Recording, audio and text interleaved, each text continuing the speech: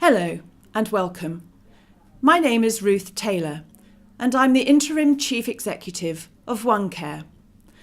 We wanted to take this opportunity to give you an update of the progress that we've made in establishing the new organisation since the 21st of June.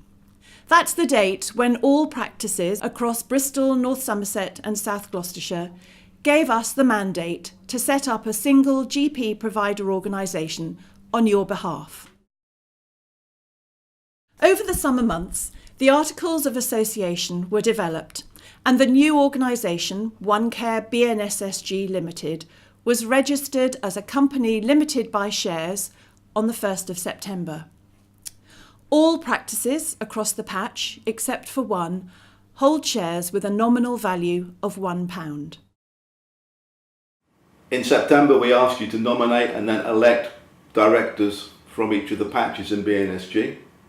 We had 12 directors, 3 from North Somerset, 3 from South Gloucestershire and 6 from Bristol.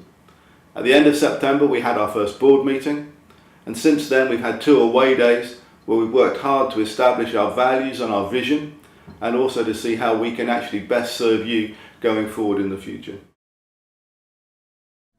Our focus until October was really about engaging with you as shareholder practices and working to set up the new board. During October, however, we recognised the need to engage with the wider community and launch the new organisation. So towards the end of the month, we held our first stakeholder event. Senior representatives from over 30 organisations attended, including the 3 CCGs, the community providers and the 3 acute trusts.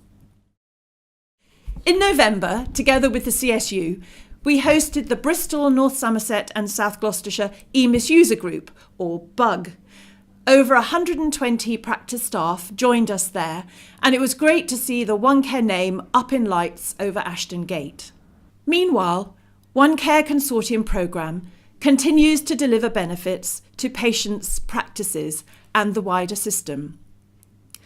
Over the course of the past year, over 3,000 patients have been referred in to the Rapid Access Physio Pilots.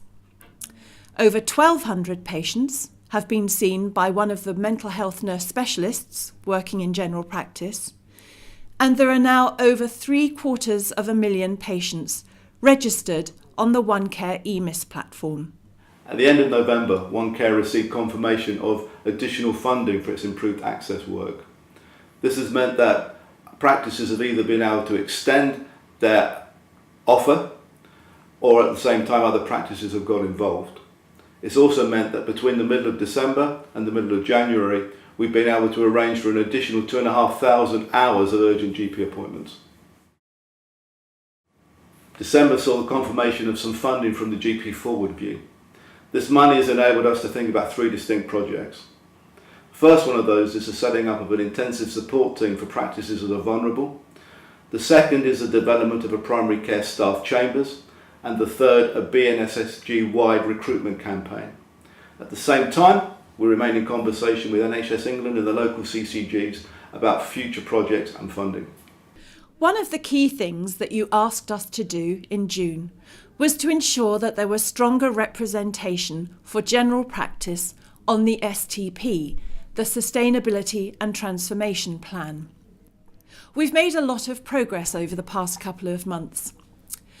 The System Leaders Group is the group that oversees the programme in its entirety, and one of our key drivers was to ensure that general practice had a seat on that group. John Heather attended his first meeting on the 7th of December. We've had increasing involvement in the IPCC workstream, or the Integrated Primary and Community Care workstream. Just recently, we've been asked to head up one of the projects focused on delivery where there's particular alignment with our improved access pilots. You've also told us that you were concerned about the lack of primary care engagement with not just the STP plan that was published recently, but also the BNSSG primary care strategy. We've coordinated a single response on behalf of all practices and submitted that to both the CCGs and NHS England on your behalf. What does 2017 hold for OneCare Limited? Our priority has to be to continue to build our relationship with you as practices. We'll strengthen our business plan, but underpinning everything we do will be the delivery of our vision, enabling practices to survive and thrive. At our launch event in June, I spoke about the poem I Dwell in Possibility. Since that time, some of those possibilities have become realities, and at the beginning of 2017 more will happen.